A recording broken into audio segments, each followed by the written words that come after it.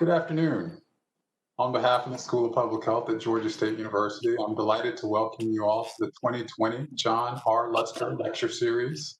I'm delighted that you're able to join us today as we honor Distinguished Professor Emeritus Dr. John Lutzker, the former and founding director of the Mark Chaffin Center for Healthy Development here in the School of Public Health. Dr. Lutzker's contributions to the school have been numerous and invaluable. He has dedicated his academic career to advancing scholarship in the service of preventing child neglect and is an internationally recognized expert in the field of child maltreatment. He is responsible for developing one of the few evidence-based child maltreatment and neglect prevention programs, Safe Care, implemented throughout the U.S. and internationally. Dr. Lutzker's work helped to elevate the Mark Chaffin Center for Healthy Development to a university research center here at Georgia State. The center is committed to the promotion of health, safety, and well-being of children with and without disabilities and their families through research, service, and advocacy. Dr. Lutzker has authored more than 180 published articles, delivered more than 485 presentations nationally and internationally, written 9 books, participated in interviews on NPR, ABC's Good Morning America, and also served as consultant for 60 Minutes. He has earned numerous awards recognizing his contributions in academia at Southern Illinois University, Carbondale, University of California, Irvine, and Emory University, as well as within the federal government as Distinguished Consultant and Chief for Prevention, Development, and Evaluation, the branch at the Centers for Disease Control and Prevention.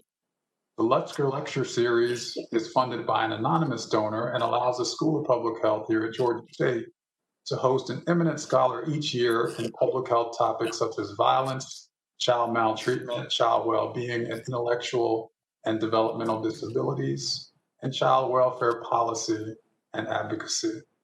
Today, I'm delighted to introduce to you this year's lecturer, Dr. Mark Durand, Distinguished University Professor of Psychology at the University of South Florida. Dr. Durand was named a 2014 Princeton Lecture Series Fellow and received the 2015 Jacobson Award for Critical Thinking from the American Psychological Association. He has served as president of Division 33, focused on intellectual and developmental disabilities for the American Psychological Association, and has more than 135 publications. Along with his colleague, Dr. Durand developed a treatment for problem behaviors, functional communication training that is used around the world. His publications include textbooks on abnormal psychology that have been translated into 10 languages and used at universities worldwide. He has authored the multiple national award-winning book, Optimistic Parenting, Hope and Help for You and Your Challenging Child, as well as Sleep Better, a guide for improving sleep for children with special needs. We're honored to have him speaking with us today. Following his presentation, there'll be time for questions and answers. Viewers are invited to submit questions by sending them to phevents@gsu.edu. Again, submit your questions during the talk to phevents@gsu.edu. At this time, I'm privileged to welcome Dr. Mark Durand. Thank you, Dr. Lynn. I appreciate the introduction, and I also appreciate the invitation to speak at this lecture. I've known John and his work for many years, and it's quite an honor to be able to present in his name. What I'm going to do today is talk to you a little bit about some more recent work that I've conducted looking at obstacles parents, family members have. We've also worked with teachers, but I'm not going to get a chance to talk about that today. But obstacles that they've had implementing some of the successful assessments and treatments that we do have. So the issue has been we've developed good assessments and treatments, but a lot of people can't or won't do them. So I'm going to talk about that. To introduce it, I want to just talk about behavioral philosophy. When I was younger, I was taught that if a program doesn't work for a child, we don't blame the child. So we don't say, well, he couldn't learn how to put his shirt on, because he has autism, or he couldn't learn how to eat with a spoon because he has a disability. What we do in that case is we change aspects of the program. So we might put in a different reinforcer. We might break the task down in different steps. However, when we work with families and we do parent education and they don't implement our plans, who do we blame? Oftentimes we blame the parents. And that's been true for quite a number of years. I'll give you an anecdote. In my sleep research, I had a mom who had a daughter who would scream at night at bedtime. She'd scream in the middle of the night. It was extremely disruptive. Her husband was a surgeon and had to sleep at the hospital because he just couldn't get enough sleep at home. So we tried to intervene with her and gave her a number of different plans, none of which she carried out. So finally one night I just said, look, when she comes in your room, just walk her back to her bedroom, put her back to bed, close the door, and let's just see what happens. So I called her the next day and I said, how'd it go? And she said, she came into my room and I let her get into bed with me to fall asleep. And I just was dumbfounded. That's probably the easiest plan to put in place, and she couldn't do it. So at the time, this was some years ago, we said, well, she's probably not motivated enough yet to follow our plans. She'll come back. She never came back. So then I started to be interested in what's going on here? What's the obstacle if it's not a really difficult plan? So that's when we started this question. Why don't some families carry out these plans? And if you looked into the literature, there really wasn't anything about applied behavior analysis and family members not following through. So we did a prospective longitudinal study. What we looked at was a large number of children, ages 3 to 6, starting at age 3. And then what we did was looked at a number of different variables. So child temperament, what kind of personality did the child have at age 3? Child skills. Obviously, I was interested in communication skills because we developed functional communication training. Maybe if at age 3 a child is able to get their needs and wants known with their communication skills, maybe that's a predictor of who'll do better later in life. Family stress, we talk about family stress all the time. Parenting style. And we followed them up for 3 years, so ages 3 to 6. And what we found was the best predictor of children who were worse off 3 years later was not the disability. It was not the severity of the disability. It was not even the severity of the behavior problem. What we found was parental pessimism was the best predictor. And what I mean by parental pessimism was 2 things. Self-efficacy, and that's the ability to look at yourself and say, am I able to carry this out? If I'm talking to myself, am I saying to myself, I can do this? And child efficacy, is my child able to change? Or in fact, and this is a pessimistic attitude, is my child not capable of changing because of their disability? Now, I've done this, talked about this research, not just with kids with autism, but I talked at a conference at Pediatric Arthritis Association, and there the parents feel guilty. They feel like, well, they go through all these treatments for their arthritis, and I don't think that they can behave better. I don't think they can go to bed at night without me being in the bed. I don't think they can do all the chores that they need to do. So what we started to look at was these pessimistic thoughts. What I want to show you in a second is a video of a mom talking about her child, and I'll walk through after the video some of the pessimistic themes that she expresses. Okay, you can turn it on. When I deal with him, he reacts to how I feel so closely. If I'm upset, he gets upset, and so with him, I try to be calm and soothing. He throws tantrums regularly, and it doesn't help if I get all upset at all. It just kind of feeds the whole tantrum. So we keep it. We keep it calm. I keep it as calm as I can. It's really obvious though. It may be learned.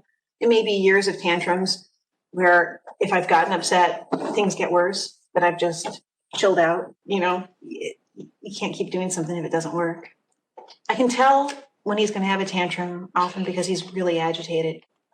Just before there's indicators. He'll rock back and forth really hard.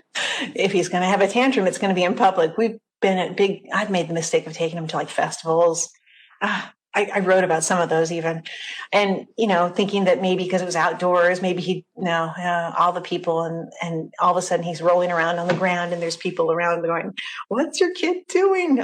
He's just not comfortable with groups of people and the noise is bugging him, and it's really not very comfortable here for him. Sometimes I'll explain it. Sometimes it just isn't worth it. Sometimes some people won't get it, and the hardest part is the people that are friends, explaining it to them. I guess the strangers, it really doesn't matter. Sometimes I'll explain. I guess it's a matter of time. Sometimes I won't. But explaining to friends who are well-meaning that don't understand, that's hard. I've had boyfriends, friends that think that the way I treat him is nuts. If your kid misbehaves, you punish them. But if I punish him, I get nowhere. For instance, if I was to say right now, if you can't chill out, I'm going to take this away from you. With a lot of kids, that works. Absolutely not with Maxfield. For him, he has to get something. And then sometimes he considers it. And then sometimes he doesn't. I wish people had a better understanding of Asperger's and autism. It seems like the general public, likes they latch onto little bits and pieces of it. But when it comes down to the day-to-day, my child's having a tantrum, there's something wrong with me. I'm frustrated with that. I'm also frustrated with the friends that want to tell me that I'm spoiling my child because I'm not punishing him as I should, but he's got Asperger's. It's different, and they don't care. Okay. There are a number of pessimistic themes, and I'll be talking about a study we did with pessimistic parents. And this just this slide consolidates some of the themes that we found. We found basically 13 themes that describe pessimism that these parents were thinking. One is, and that this is most common, everything is out of my control. Okay, so as we were interviewing them for the study, that was one of the things that they started to think about and said, I'm in this situation, my kid's acting up, everything is out of my control. Now, that's a problem because you give up if you think you're out of control, but also it makes you depressed. There's a whole theory of learned helplessness, where if you think you can't control important things in your environment, then you're not going to be able to handle it. You heard from this mother how you think others see you as a parent. So she said, I made the mistake, which is what she blamed herself, of taking him to a festival. And she's thinking this as it's going on. I made a mistake. This was my fault. And it's just my child. And other people are judging me. Now, it's true that other people judge other people's children. If you've taken a plane, of course, most of you haven't taken a plane lately, but if you've been in a plane with a crying child, a quarter of the airplane is shaking their head going, why do they bring that child on here? The parent feels terrible, and especially pessimistic parents feel terrible. And one of the things that comes out of this research is when these things happen, not only are they thinking how other people are thinking about them, but they get anxious.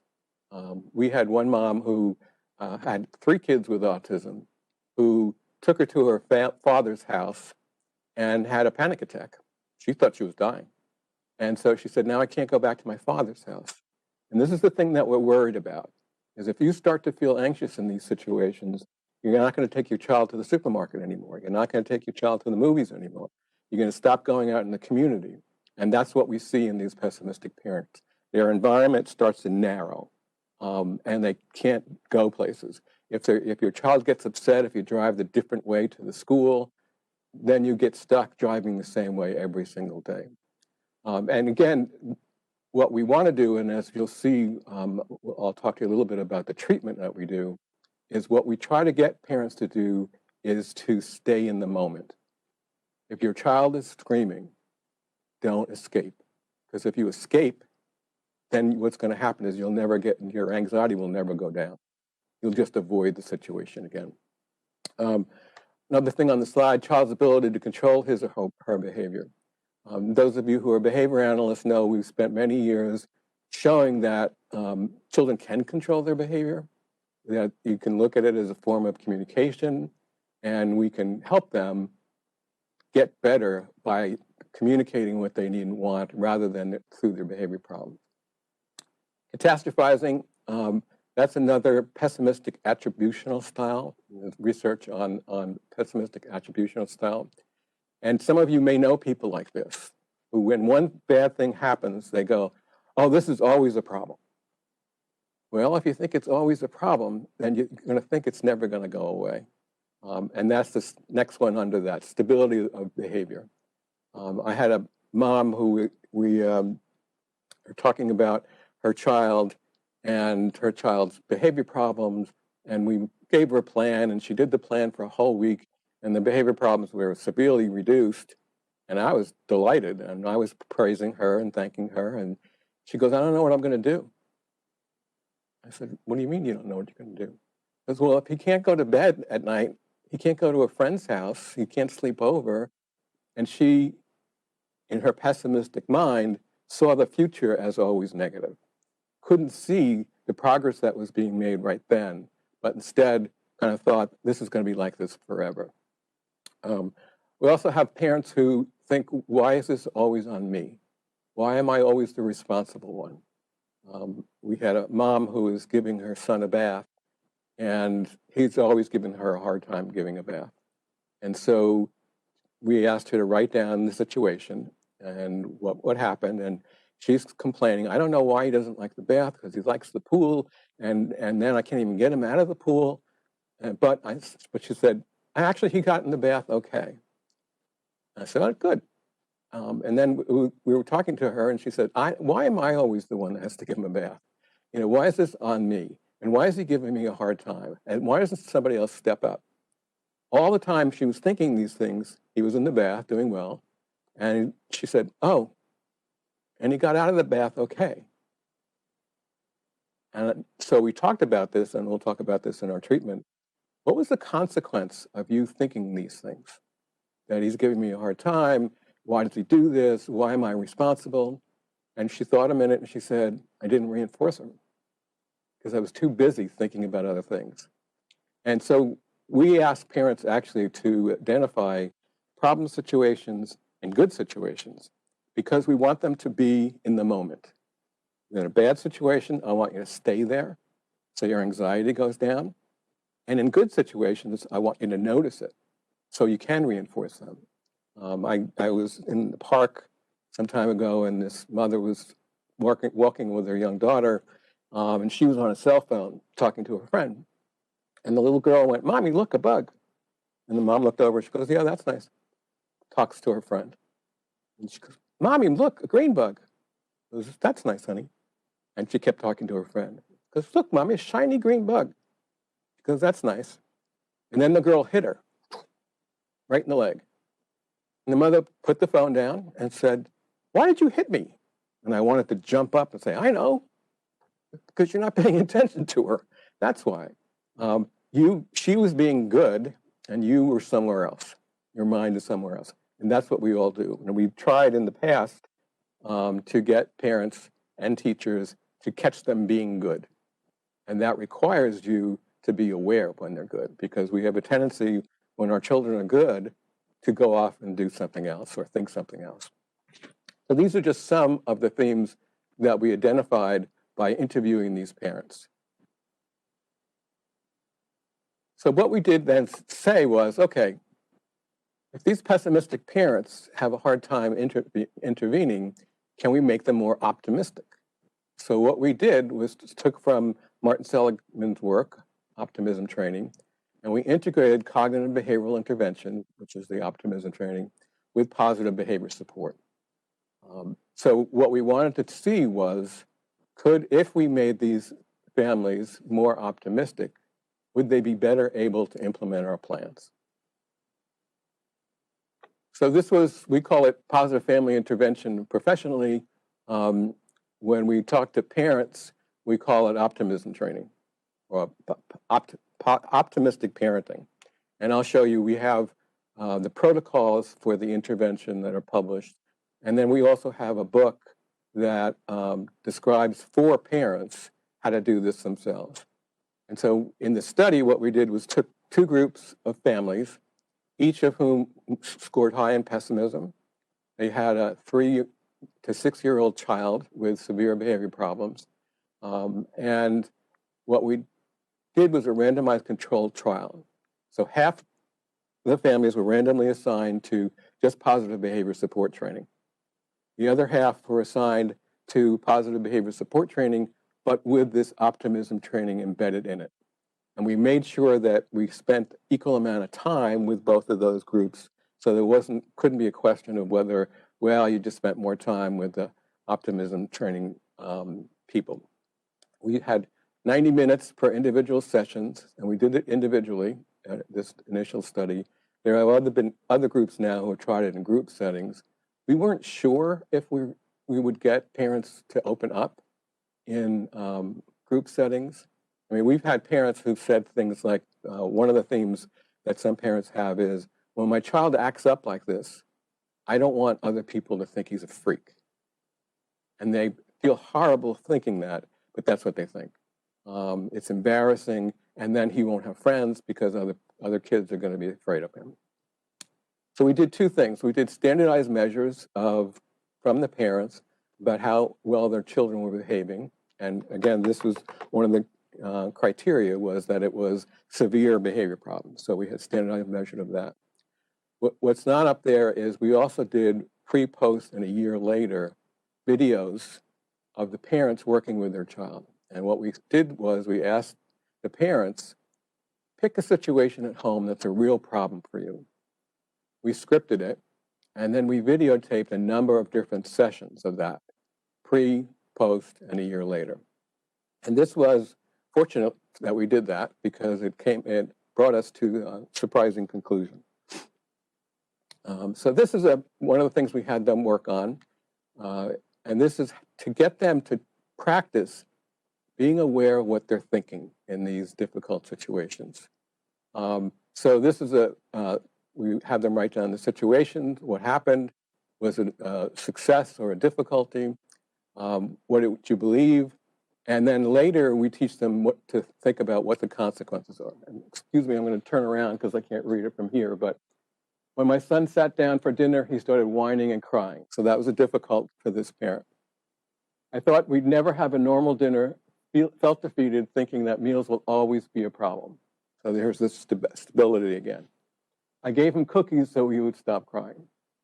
Now, those professionals out there who do training would say, well, I think they need more training because she has to learn that she can't give him cookies when he's crying. Well, 9 times out of 10, they know that. They know that they're not supposed to give them cookies. Why did she give them cookies? Because she felt defeated. And she said, I just want a normal dinner tonight. I'll work on this tomorrow. And tomorrow never comes. So this is one of the obstacles that we have is these difficult situations, parents kind of give in. And you heard the mother in the video, I just try to keep things quiet, calm. I try not to set him off. That's fine when you're little. It's not great when you're a 27-year-old in a group home who is beating everybody up and everybody's afraid of you. So what we're trying to do is catch them early and see if we can teach parents how to deal with these situations more proactively instead of avoiding the situation. So we have them work on this homework. Like I said, it was 8 sessions. So we start off, and what you don't see here is the behavioral intervention part. We teach them how to do an assessment. We teach them how to do an intervention and follow up and collect data. But for the optimism group, we do this too. So one of the things we do is, this is how we start to get them to become aware, self-aware. Identify situations and provide triggers to negative thinking. What exactly happened? Where were you? What did your child and others do? Identify beliefs associated with events, what we're feeling and thinking when this was going on. What did you say to yourself? Did I say I was a bad parent? Did I say, oh, it's the autism? Did I say whatever it was? What are you saying to yourself? Now, this is called insight, and this is what clinical psychologists do. They teach people to start to have insight into what they're thinking about situations. So if you got off the phone with your mother and you were angry but didn't know why, you would identify the situations that provide triggers. And maybe your mother said, "Are you still wearing your hair that way?" And she didn't exactly say she didn't like your hair. She just implied that she didn't like your hair. And that made you angry. So we try to get adults to become more aware of what they're thinking and show how that can affect what they think and feel. And then, as you saw in that self-thought questionnaire, identify the consequences or results of the negative and positive thinking. What were you thinking? How did that affect what you did? What were the results of your actions, both immediate and long term? And this goes back to the example I gave you with the mom and the bath, where she was thinking all these things. Why am I so? Why is it always me? Why does it give me a hard time when he likes the pool? And then what was the consequence? The consequence, what in this positive situation, what she did wasn't even aware of it. And she missed the opportunity to reinforce this one time. And again, we try to get parents to parent in the moment. And this is tough to do, especially in these positive situations. Because again, if you two kids are playing nicely in the living room, your mind immediately goes, I'm going to go make their lunches for tomorrow, or I'm going to go put dinner together, or I'm going to call a friend. And you miss the opportunity to reinforce them and to give them the opportunity for that. And again, as I said, the same thing is in a situation where your child's on the floor, tantruming in a supermarket. Just listen. Just stay in the moment and try to reduce your anxiety. Try to reduce the voices in your head, and I'll show you some techniques we use to help parents do that. But don't escape. Try to be aware of what's happening. So one of the techniques we use is distraction. It's a strategy to help with pessimistic beliefs, distracting oneself from the pessimistic thoughts. We had one couple who were a really fun couple, and they had 3 kids with autism. And you can imagine having 3 kids with autism, and at any one time, they could all be bouncing off the walls and be disruptive. And they would start to give each other looks, blame each other. Why did you give them cake after dinner? And the sugar's making them do this.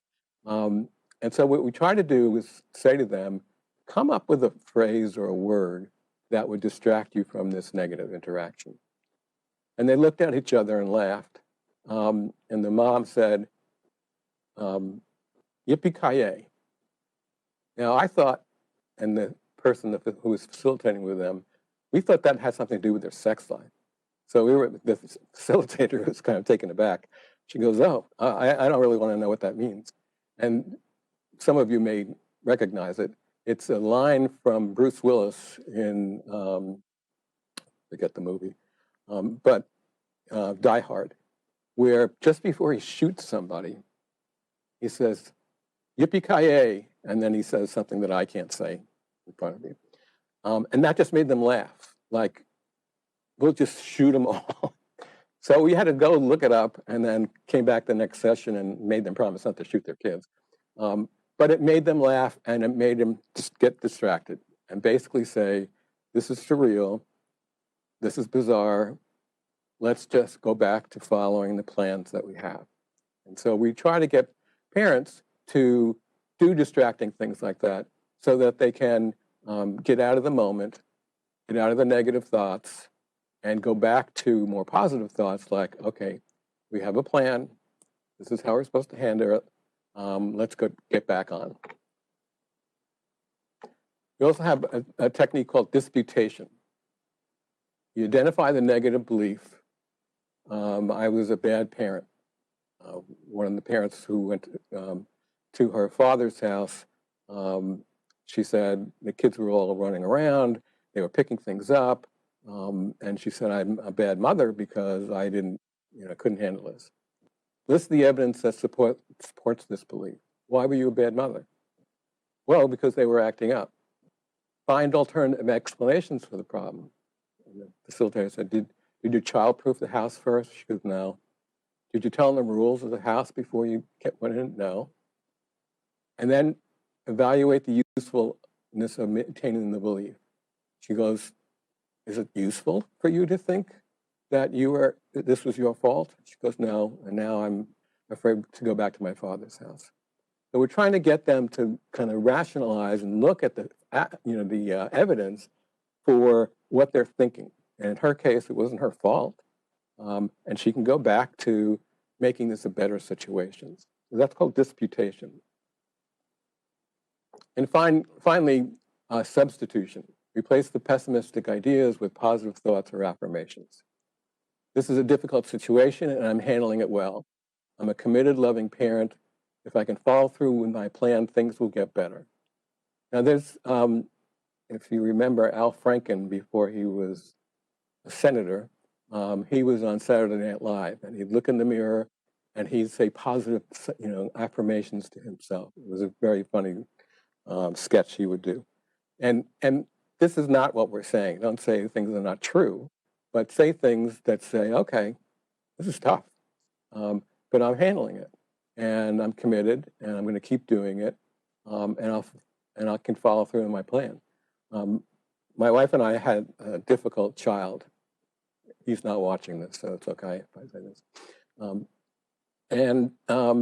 He was temperamentally difficult. That's just why I got into sleep research, because he wouldn't sleep through the night. He wouldn't go to bed. He wouldn't take naps.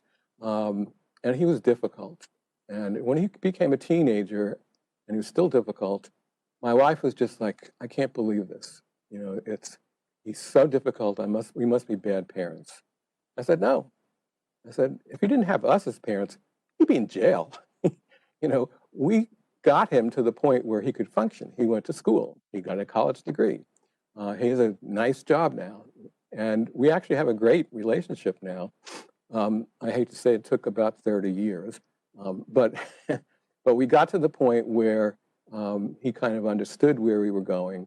We kind of understood what he wanted. And it came out well. And this is what's going to happen. If you can just stay the course, you can kind of follow through on things and not let it get you flustered. So what we did was, we did these sessions for the two groups, and now I'm going to show you some of the treatment results and kind of the surprising findings. The PFI group, which got the optimism training, reported improvements on these questions, so that we looked at quality of life. My child will be limited in the kind of work he or she can do to make a living. So they answered that this was more positive. They didn't think that was true. I almost get too tired to enjoy myself. And they were more positive after the treatment. There's a lot of anger and resentment in our family. That was reduced. I'm worried most of the time. Again, the PFI group responded more positively than mothers in the PBS group in these questions. I feel less tense when I take my child out in public. This is important, okay? We want you to take your child out in public. We want to be integrated into the community. I'm less likely to avoid taking my child out in public. Members of our family get to do the same kind of things other families do. So after this optimism training, they were feeling better about themselves and they're feeling better about their child. Now, this is, remember I told you we did standardized questionnaire for both groups. The PBS is on the left, the PFI is on the right. Both were in the serious range, which was one of the criteria to be in the study, before treatment. After treatment, PBS was in the marginally serious, and that was statistically significant. That's moderately serious. In PFI, they were in the marginally serious. They were close to being, in quotes, normal. So this is the parents reporting on the severity of their child's behavior problems. Remember I said we did observations of the children pre-post. These are significant reductions in behavior problems observationally, but they were about the same. Okay, so both groups declined. Both groups had about the same reductions in behavior problems. So how can, when we look at the child on the video, their behavior problems are reduced and not recognize what the parents in the PBS, the PFI group said their kids were much better? So what we did then was this secondary evaluation, and we looked at what were the parents doing? How were they reacting to challenging behaviors? And what we found, and I'll go through this quickly, but what we found was the PFI parents did less avoidance. The PBS avoided problems more. PFI did more proactive, like reinforcing their kids, teaching them skills, than the PBS group. And this is 1 year later. You can see on the right, the PFI group did almost no avoidance. They kind of said, no, we're going to keep doing this until we get it right. So let me show you a couple of video clips. This first one is a mother pre-intervention. She was in the PBS group, and she's trying to get her child into bed. And I first have to say thank you to the parents who participated and allowed us to come into their homes and visit all sorts of difficult things for them. They were very gracious. So let's take a look at this. We probably won't need to watch the whole thing. I think it'll become apparent pretty quickly. So go ahead. I don't want to. You need to go to bed. No, I don't want. It's bedtime. No, it isn't. I want. I'm down. You're going down. I'm down. No. Yes. No. Would you like me to? Don't you? You're hot? You're bad. I'm not bad. Yes, Come on. Alex, it's time. Okay, we can probably pause it. Okay. It became clear in about 30 seconds that he was getting a whole lot of attention for not going to bed. And he went from playing to hitting her, kicking her. And so you can see that this was quite a problem for her. This is 8 weeks later in the follow-up. And we taught her in those 8 weeks how to do a plan to get him to go to bed on his own, which is what her goal was. But look at what she does. Oh, which one are we going to watch?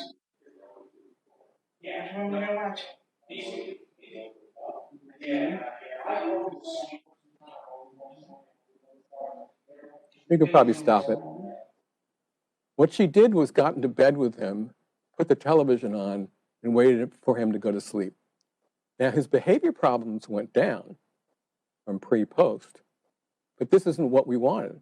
We don't want her to spend, every night in bed with him and waiting for him to fall asleep in front of television. She didn't follow the plans. And this is one of the things we think because she was pessimistic about the ability of that plan to work. Now, here's a family who is in the PFI group. This is a pre-intervention videotape section where she's trying to get him to put his toys away, and then she's trying to get him dressed. And you can see the difficulties having. Go ahead. Johnny, help me clean up. Help me clean up.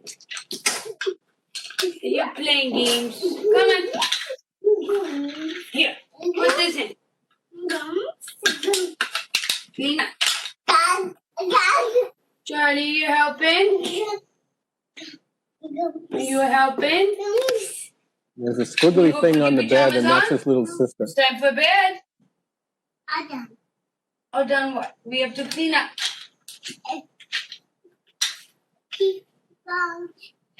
Pink, brown. Let's go put your sticky shit up. Come on. And now she's given up Stand on up. getting him to put toys away. No. Stand up. Say, help me. Help me. Charlie, look at me. Look at my eyes. Look at my eyes. We put pajamas on, okay? Thank you. Can you take off? So you can probably stop Are you gonna this. help? Let's just say he didn't get dressed on his own. This is 8 weeks later. And what you're going to see is she's trying to get him to put his toys away. We taught her to kind of make a game out of it, sing a song with him, but make sure that he puts the toys away, and then he gets reinforced with reading a book and praise. First clean up cards, then we put. What are we doing? What he's doing is getting his reinforcement.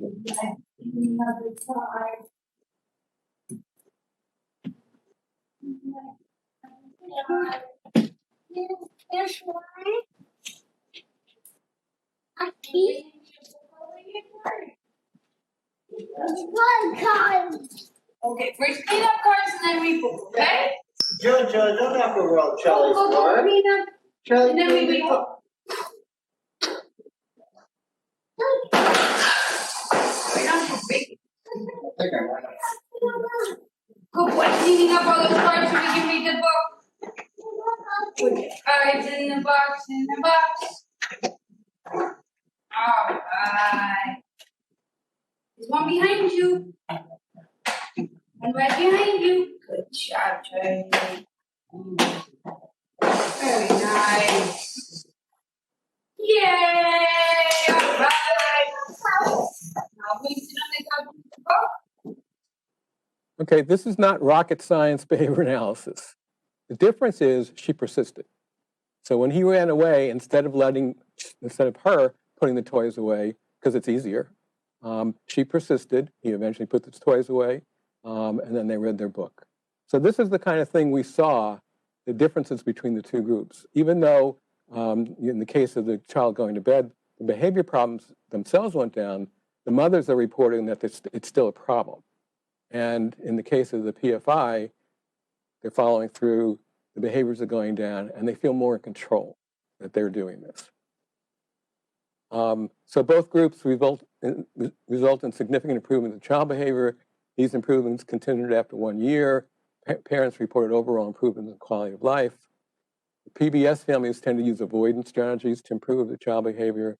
The PFI families tend to use more active, and the PFI families report more community involvement with their children and less anxiety. What we're trying to do is look at this, what we call the concession process. It's a tendency to change environments and approaches to avoid problem behavior. So I'm going to let you wear the same t-shirt every single day to school, and I'll just wash it at night because it's easier that way than fighting. I'm going to drive the same way to school every day because it's easier.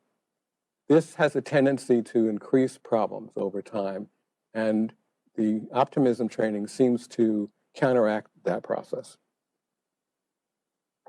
Let me take a minute. I've got a couple of minutes left. Why autism spectrum disorder more than any others? Well, one, we have a tendency to blame the disorder, and that's child efficacy. The other is self-efficacy. If you think that the disorder is unchangeable, then you're going to think, I'm not able to change it. The failure to back down in the face of discipline escalation. You heard the mom say, if I punish him, he won't back down. And I've asked groups of parents, if you yell at your child when he's acting up, is he going to stop? And they laugh. They say no. Also, the lack of social discipline.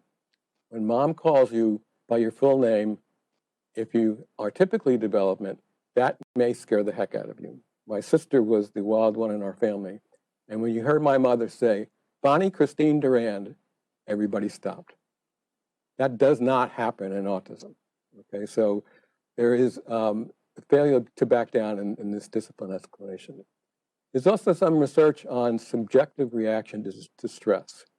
When parents heard typically developing children cry, they generally reported less distressful than when they heard children with autism cry.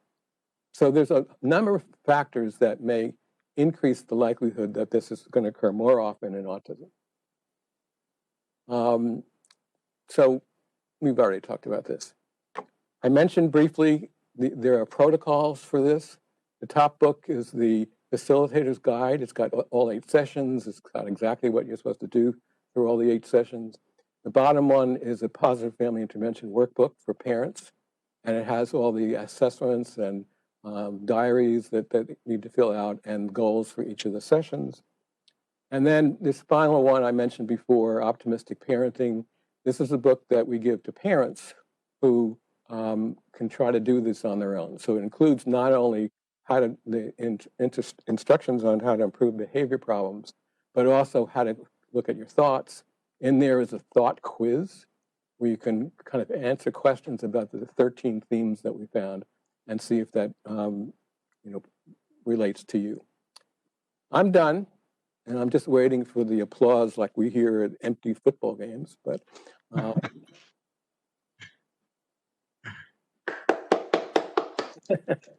how's that, Dr. Durand? Not quite what you would normally get, but thank you so much for your presentation. It was really informative and enlightening in many ways. And I personally, as a parent, appreciate you personalizing this, sharing your own parenting experiences and challenges. At this time, I want to maybe pose some of the questions that we've received from viewers. And if you'd like to submit a question, again, please send an email to phevents@gsu.edu. So one of the first questions I received, and thanks you for your presentation. But the question is: in the current pandemic, with families who are dealing with increased isolation, which might lead to increased parental depression, what do you see as implications for next steps in terms of your research and the need for interventions to engage parents where they are to best support their children? well, one of the things I didn't get a chance to talk about all we do, but one of the things that is really powerful is gratitude. In fact, Seligman also does this. I teach a course on positive psychology, and one of the assignments is to pick somebody you've always wanted to thank but never did properly. Write them a letter thanking them for what they've done. You have to read the letter to them and then talk about it. And invariably, students say, I wasn't going to do this. I was going to blow it off. I was going to make it up, make up a report and what happened. But I did it anyway. And a lot of them say it was the most profoundly impactful thing they've ever done. Give you a couple of examples. And by the way, I should warn you, I cry at Hallmark commercials. So I have a low tolerance for crying. So one of the letters was, we had a student who said, some years ago, I overdosed. I went to the hospital. The doctor was trying to treat me. I was belligerent to her. I was nasty. And she said, I've always felt badly about that because she was just trying to help me. So she went back to the hospital, and she didn't remember her name, but she could identify her. And they found her, and she gave her the letter. And the doctor cried. And she said, no one comes back and thanks me. And she said, that was the most impactful thing that I've ever done. And I felt so good about myself because I did that. And that kind of gratitude lasts for months. So there are things you can do. I had another one, this will make me cry, but a student who was in my class, and he was raised by his grandmother and felt like he never really thanked her for raising him. So he wrote her a letter, and they both cried. 6 months later, he came back to my office after the class was over and said, my grandmother has a terminal illness and she doesn't have long to live. So we sat as a family and said, what do you want to do as as a memorial service? She goes, I don't care what you do. Read that letter. So it was, something that changed his life. And we all have people that we need to thank. I've written one to my wife. She in turn wrote one for me. There are people out there that are helping, that are trying to help, and it makes you feel better if you can thank them in a meaningful way. That's just one area.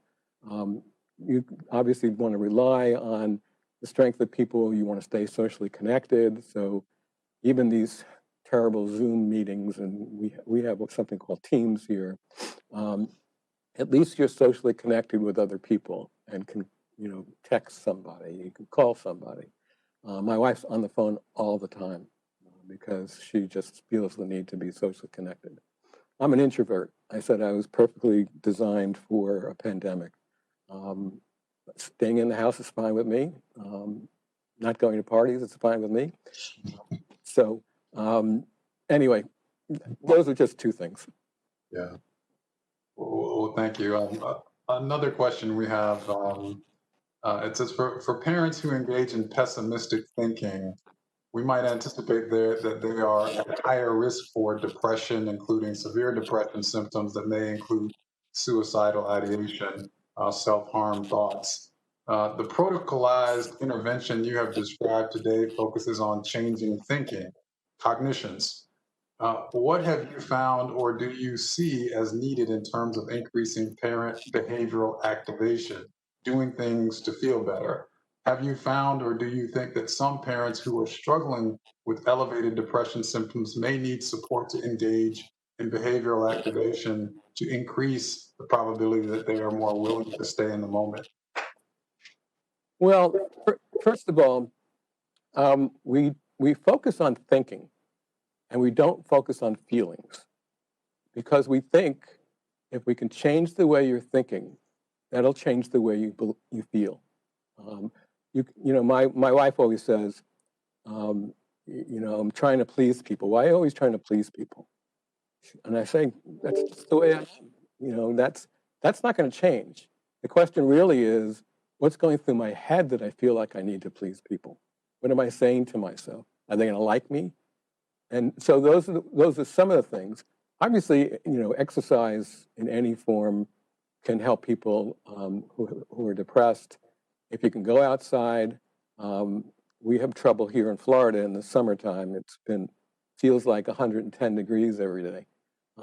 So we don't really go out much. But if you can get some exercise, that can help also change the way you think about things. This next question, maybe in some ways related to this question that we've just dealt with, but is much more specific. It says, we hear about tragedies where parents kill themselves and their children with more severe behavior concerns due to autism because of the alienation and lack of social, emotional, and financial supports that parents may feel they have available to them. This study seems to demonstrate that some of the negative thinking can be reversed with an evidence-based protocol. But how do we support parents to prevent these negative thoughts and feelings of alienation in situations with limited resources, difficult access, and lack of support from families, communities, and schools? Well, I think sharing those concerns with others is important. Sometimes people don't talk about it, that I'm depressed, and just say it. And people, when they hear that, will often be more supportive. Sometimes we just are embarrassed to say that we're struggling and we're having these hard times. And like I said, even that mother who said, I don't want other people to think my child's a freak. She had never said that to anybody except to us. And so we can tell her lots of parents are going through this. And it's not unusual. We know you mean well. What else can you be thinking about at that time that you can move to improvement? But I don't have a panacea on how to fix this situation. One thing I should point out is a lot of pessimistic families don't like support groups. And the reason we think is because the person who's running the support group is usually an optimist, is usually somebody who not only appears to be taking care of their child or children really well, but they've read the latest edition of the journal Genetics. They know the genetics of autism. They organized this group. They ran a 5K and raised $10,000. And excuse me, pessimistic parents look at them and say, why can't I do that? I can't even get out of bed. And that's one of the things that people need to realize is that the support they need is support from other people like you. How do you deal with this? Excuse me. So again, we're all new to a pandemic, and we're all doing what we can to stay, socially distanced but connected. And we have friends that they invite people over outside. They stay away. They wear masks, and they just chat. And again, sharing some of this with other people can actually be helpful. Another question that came in, how does your approach work for an ASD child, Autism Spectrum Disorder child, in elementary school struggling with virtual learning by not participating or doing tasks during live sessions?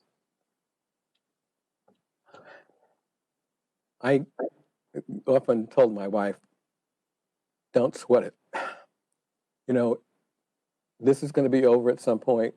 If your child is behind in lessons, you're doing what you can. And don't let yourself get beat up over it because I'm not able to change it. I give you another example of my son. When he was in high school, we were arguing about him not doing his homework. And finally, he just yelled at me and he said, fine, I won't do my homework. I'll drop out of school and I won't go to college. And he thought, oh my God, he's going to kill his college professor father. And I said to him, fine, that's your choice. I can't control that. He was older, but I can't control that. So if that's your choice, you'll deal with the consequences. And I always told my wife he needs to deal with the consequences of his behavior. So if he has to do more work later because he didn't pay attention, those are natural consequences. But in this point in time, everybody's struggling.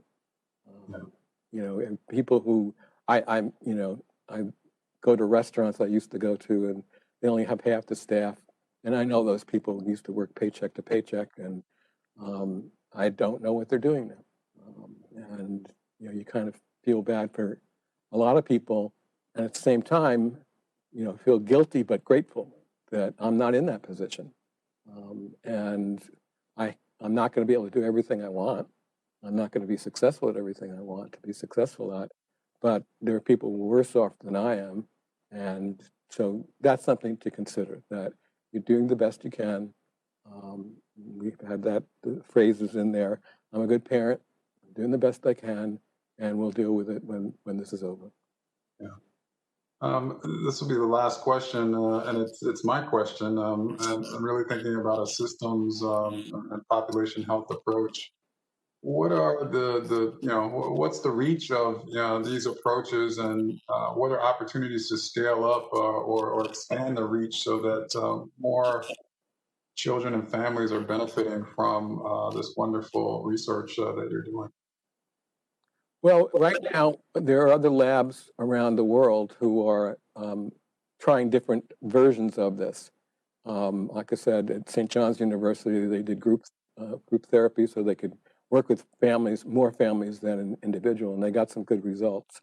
In the UK, and in Northern Ireland, they're training staff on how to do this and teach parents. So it's beginning to spread. But these things take a while. When I first did research in functional communication training, my co-author, Ted Carr, would say, it usually takes 5 to 10 years for an idea to catch on, if it's a good idea. And I think when I give talks like this, people who are listening to it kind of makes sense to them. Instead of walking into somebody's house and saying, why didn't you do this? Why didn't you fill out the form? Why didn't you do... Instead, listening to what they say. So that's where I've been giving talks all over the world on how to approach these families who are struggling and who really can't carry out some of the things that we're having to say. Instead of blaming them, as I mentioned before, and saying that, well, they're just not good parents or they're not motivated or whatever, they can do it. And that's what we need, is we need to give them this kind of support so that they can deal with the obstacles that they face daily. Yeah. Well, Dr. Durand, thank you so much for sharing your insights today and for your really your service to children and families. We hope that your presentation, your work, is a catalyst for dialogue and action as we continue to support children and families. I want to thank everyone for joining us for the School of Public Health's 2020 John R. Lutzker Lecture Series. This live stream is going to be available. It's being recorded and will be available on the School of Public Health YouTube channel shortly. On behalf of the School of Public Health at Georgia State, thank you, Dr. Durand, and thank you all for joining us. Well, thank you for inviting me. And if John's listening, hi, John. Hope you're well.